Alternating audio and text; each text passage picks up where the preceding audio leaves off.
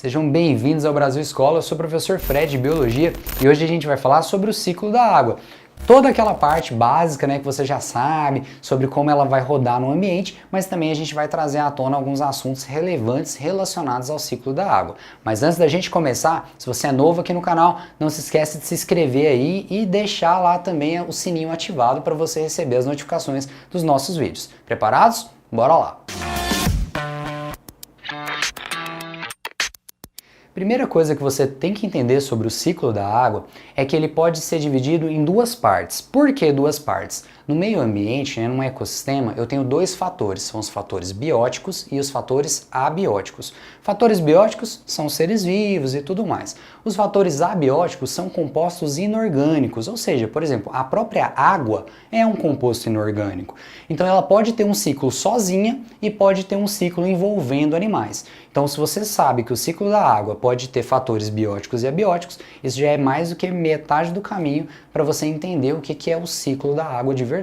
Você deve estar se perguntando então por que estudar o ciclo da água, né? Essa imagem aqui, né, que representa essa gotinha aqui desse elemento tão importante, ele é vital para todos os seres vivos. Então o ciclo da água, ele é um ciclo biogeoquímico. Por quê?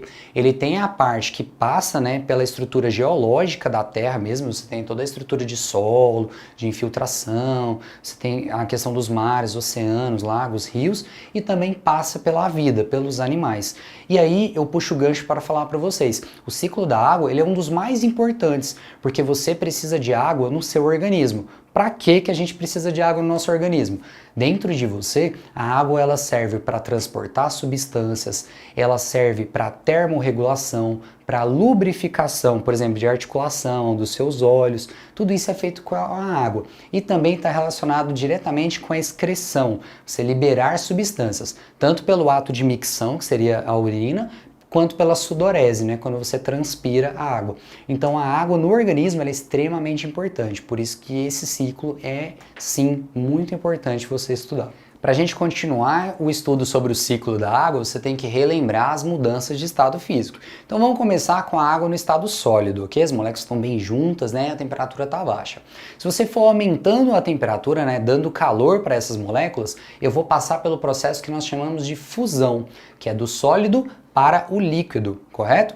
Do líquido, se eu continuar aumentando a temperatura, continuar dando calor para essas moléculas, do líquido ele vai para o vapor. Aí nós chamamos de vaporização. Lembra que ela pode ser devagar, evaporação, ou muito rápida, ebulição, né? Seria uma vaporização muito rápida, correto?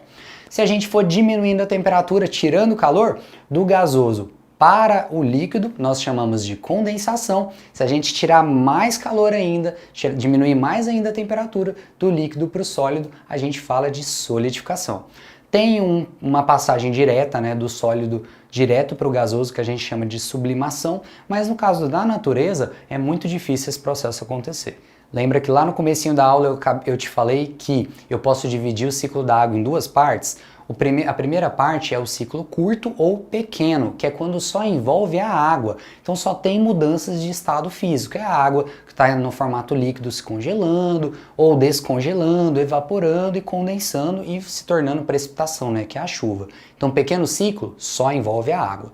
Já o grande ciclo ou ciclo longo é o ciclo que vai envolver os seres vivos. Então você tem que ter um organismo ali absorvendo essa água de algum jeito e também liberando essa água de volta para o ambiente. Então se envolver o animal, a gente está falando do ciclo grande. Se só tem água na natureza ali, a gente fala de ciclo pequeno ou ciclo curto. Como é que essa água vai entrar dentro de um organismo? Eu posso ter dois tipos de interação, ok? Então posso ter a ingestão direta e a ingestão indireta. Quando a gente fala de ingestão direta é quando o organismo bebe a água, né? Então o ser vivo vai lá, está bebendo água, ele está absorvendo o líquido de maneira direta. E indireta, alguns animais eles não têm contato com, por exemplo, água disponível ali para beber. Então como é que ele absorve a água? Através da alimentação.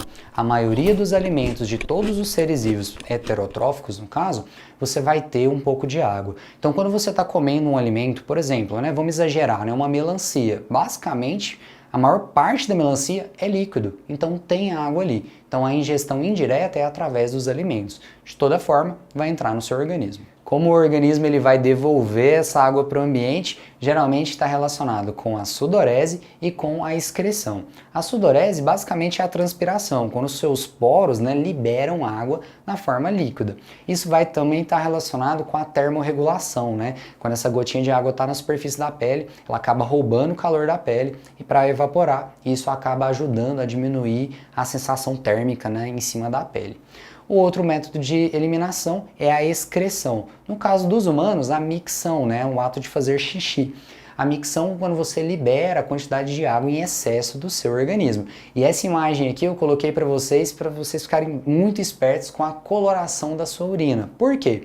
Se ela estiver tendendo a uma coloração muito mais amarelada, tendendo a um marrom, quer dizer que seus rins estão sofrendo bastante. A cor da urina normal, ela tem que ser um transparente, tendendo a um amarelinho ali, que significa que seu rim está filtrando a quantidade de excesso de água e está liberando ele para o ambiente. Agora, se ficar totalmente transparente, seus rins também estão sofrendo, então cuidado com o excesso de água que também pode trazer prejuízo para você. Eu sei que você deve estar imaginando, né, cadê aquele ciclo clássico da água, né? Nessa imagem aqui você pode ver que eu tenho lá a evaporação dos mares, a transpiração dos animais, tudo isso vai subindo na atmosfera, à medida que vai abaixando a temperatura, isso vai causar uma formação de nuvens, né? Você tem uma condensação ali da água e a precipitação, que é o que nós chamamos de chuva.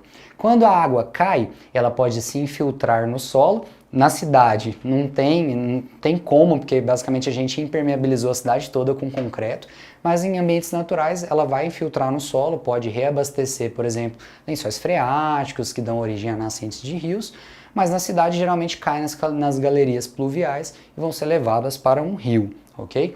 Uma coisa que eu quero chamar a atenção de vocês aqui no ciclo é lembrar que as plantas também liberam água para a atmosfera, praticamente uma quantidade imensa. E aí a gente já viu caindo em algumas provinhas de Enem passados, né, sobre os tais rios voadores. São as quantidades de água presente na atmosfera pela liberação das plantas. Isso é muito importante quando a gente relaciona com o ciclo da água. Espero que você tenha gostado dessa aulinha. Se você gostou, deixe o like. Qualquer dúvida ou sugestão, pode deixar aí nos comentários. Todo o material dessa aula, você já sabe, está aí na descrição do vídeo.